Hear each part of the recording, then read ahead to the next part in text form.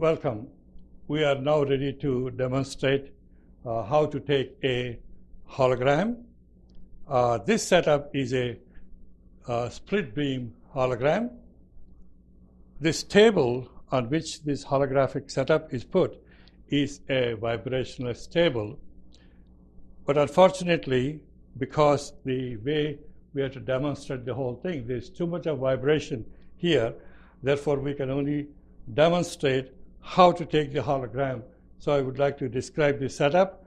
And if you find a place where there is zero vibration and you put the same setup, you will be able to take the hologram. So let's first describe the parts of this one. This, of course, is a helium neon laser. This is only 5 milliwatts laser, and it's TM00 mode laser. And we can use even a higher power laser also if we need be. It all depends upon the distances we travel, how much intensity we have got. This is a spatial filter. All the lasers have noise inbuilt, and noise is a killer for a hologram. So therefore, the first thing you have to do is to clean up the laser beam.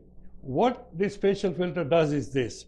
It has got a very small hole, a pinhole, about 25 microns or so, and there is a very short focal length lens which is put exactly at the focal length. So in other words, the light coming from here will fall on the lens, and then it will fall on the aperture. When it comes out, the beam will be a clean beam.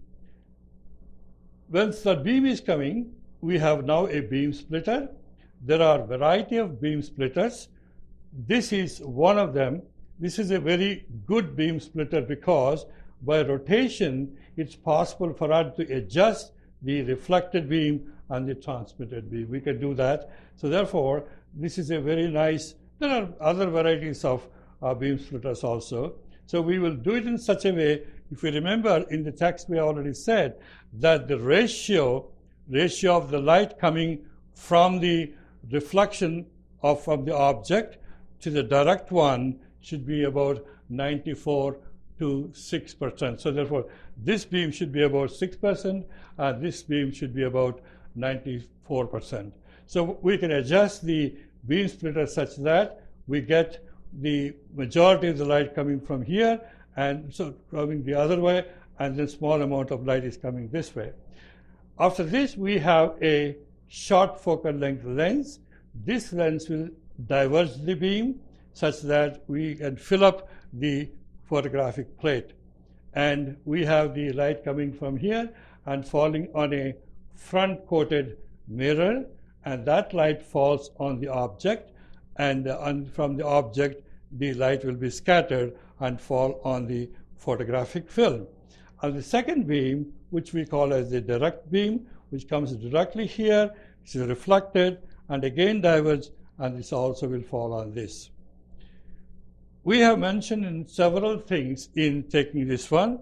Number one, of course, this object must be small size compared to the coherence length. The second one is the path difference between these two beams should be less than the length of the cavity of the laser. We have to check that one. And so the intensity ratios should be right. The size of the object should be correct. The distance difference between these two beams should be correct.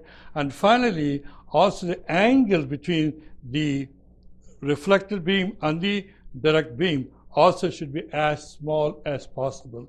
So once you do that, if you have this setup, it's quite possible to give a nice exposure to the film here, and once you develop that, you should be able to get a good hologram.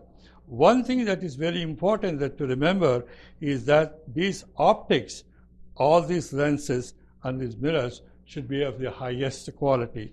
So the only thing that you have to be careful is the vibration. Other than that, this setup perfectly works. This is a off-axis holographic setup. Of course, there are many other varieties of holograms which you can try, but this is the simplest and works out good.